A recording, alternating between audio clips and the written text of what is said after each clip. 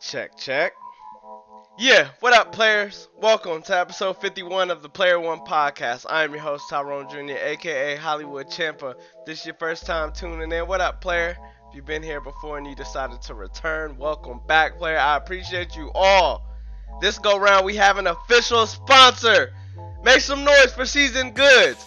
Yes, sir. Let's go.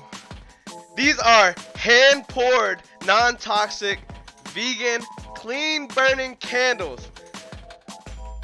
Based in Arizona, I would like to show you guys a couple of the flavors I have. I have bourbon honey, I have coconut mango, toasted coconut bean.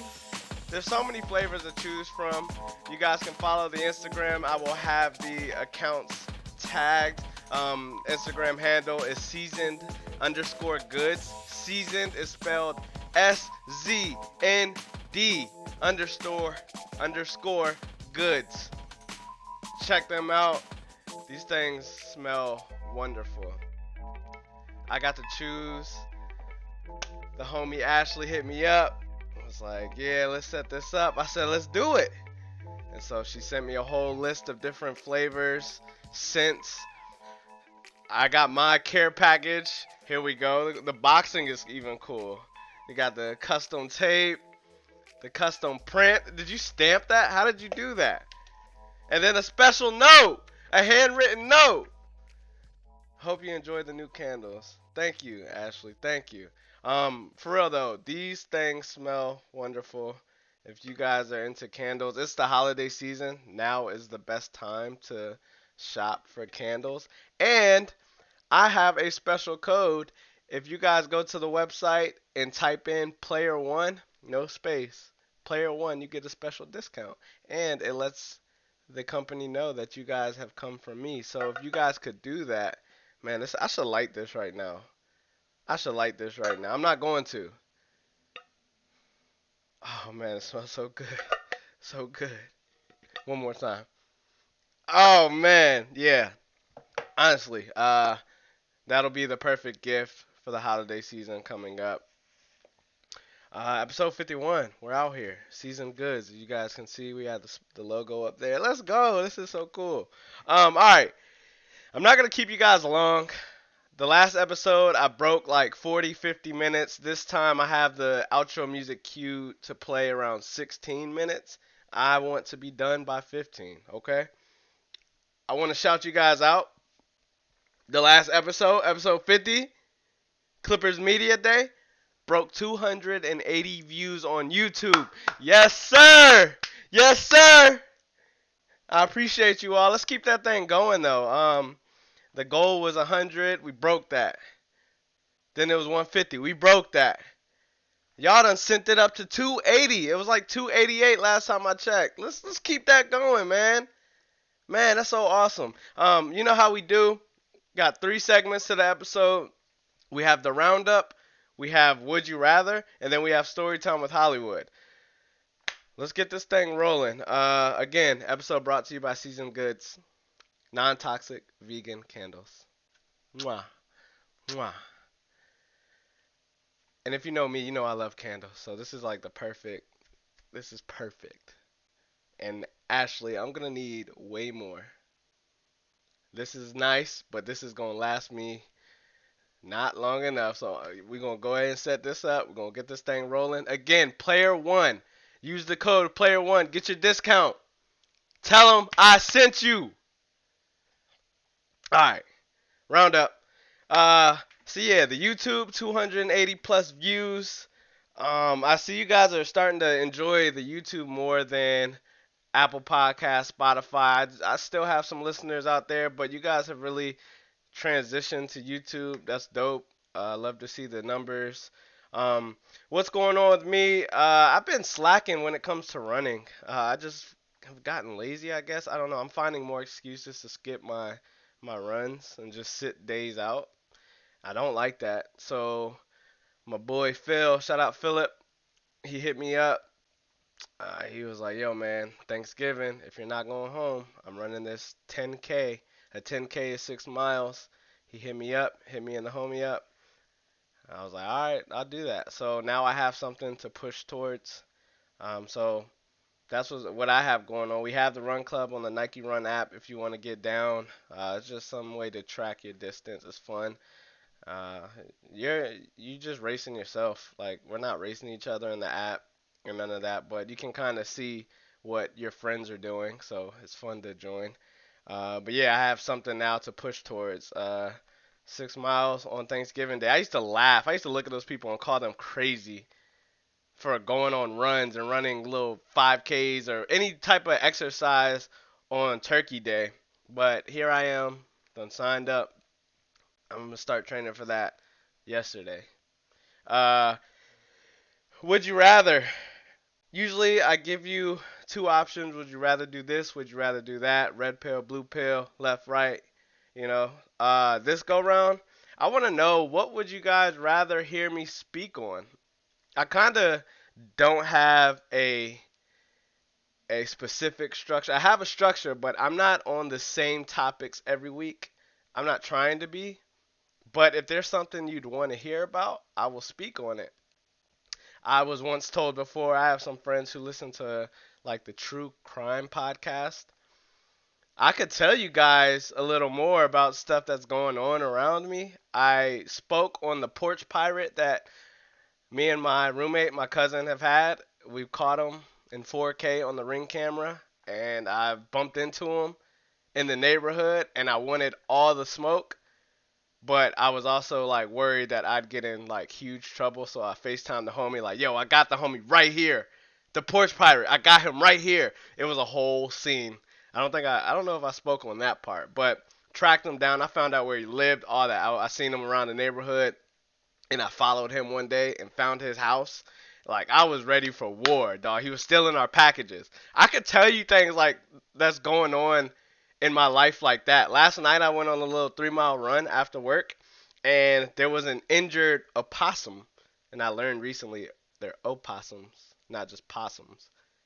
I don't know what that's about, opossum, but that joint was like spitting out blood, and I was on my run. I'm running down the sidewalk, and there's two ladies and a little dog, and they're standing there. I'm running on the sidewalk. I see it. I thought it was another dog from afar, but then as I got close, it was an opossum, and I said, "What the fuck?" So I jumped into the road and ran up, and then I stopped, turned off my music. I said, "What y'all doing over here?" And pretty much they were on some like, "Do you know who to call?" I was like, "Why would I know who to call?" And I just quickly Google searched what to do for an injured opossum, and it was a wildlife thing, but the wildlife center was closed till 8 a.m. So that dude's probably dead. Rest in peace. The little opossum. You tried to cross the street without looking both ways. What was I supposed to do in that situation? I left the homie. It is what it is. I'm sorry. Nature. Survival of the fittest. Uh, but yeah, what would you rather hear me speak on? That's all I want to know. Like, just throw suggestions in the comment section. You could shoot me a DM, an email, a text, a call, whatever. I'm all ears. 8.5 minutes. All right, so I got 8 minutes to tell y'all story time. We're moving on. The last, third, and final segment. That's smooth. That's simple. Story time with Hollywood. Okay, so the last episode I told you guys about Media Day with the Clippers. I think that's why I got way more views because I was dropping the links to the Clipper Media Day info, and I think like Clipper Nation, they have a deep following. So I think folks were kind of just like tapping in from there. I know I have over 280 friends on Instagram. Y'all be looking at my stories, but my views don't be matching the stories. All I ask is for y'all to click the links and push play. You don't have to watch the whole thing. Just push play. I need the numbers. I need the interactions, the comments, the subscriptions. But y'all be stingy. And I ain't going to sit here and complain about that whole thing. I get it. I know how y'all are. It's cool. It's whatever. But I think I gained like a viewing from the Clipper Nation. So I decided to keep the momentum rolling, and we're going to see how this does. I'm going to speak on opening day, the season opener, the home opener, I should be more specific, at Crypto Arena for the Clippers. Um, I got this shirt actually. It's like they had a whole love thing, breast cancer awareness. They had like some type of run slash walk coming up, I just asked for a shirt, and they was like, "Yeah, it's free."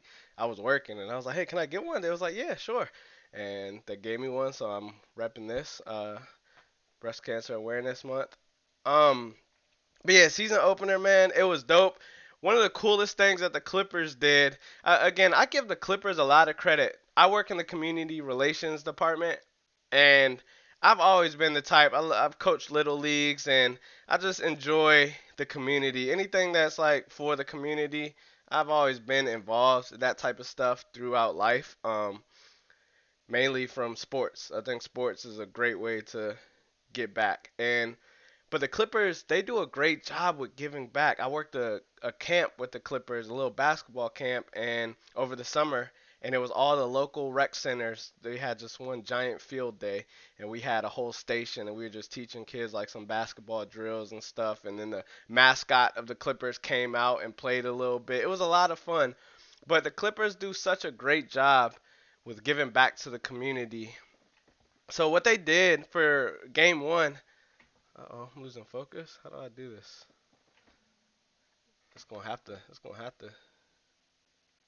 It's gonna have to work. Whatever. I'm gonna be blurry. Whatever. Um, what they did was they opened up the option for volunteers. I think it was more word of mouth, where if you volunteer to come help put these shirts out on the seats before the game, you got to stay and watch the game. They played the Suns. The Suns are a top team in the Western Conference, also somewhat of a rivalry for the Clippers. So to have the Suns game and give out free tickets, usually they give out free tickets to bad teams. The Clippers are gonna make the playoffs this year. I can guarantee that. I can't tell you what seed. I think top five, just because I'm not even gonna dive into that. I just top five for sure. Um, But they opened up the arena. So this picture, if you're on the YouTube, you can see I took this picture at the end of the game, towards the end. If you could see the scoreboard, things aren't going so well for the Clippers. As you can see, they're down. They ended up losing. Um, but before I got out of there, I went to the top. The whole arena was filled. Usually the games fill up from like the 100s, which is the lower level, then the mid level, the 200s. Those are typically filled up. But the 300s, the very top, the nosebleeds, those don't always fill up. And this game, it was filled up. So I went to the top just to see, and it was cool. I also wanted to snag me a shirt because we it took us a couple hours before the game to put these shirts on all the seats in the arena. I was leaving with one. I had to. There was no way I was going to do it. I even cut my finger. I was complaining. I was bleeding. I don't even want to talk about it, but I got hurt putting shirts on the chairs.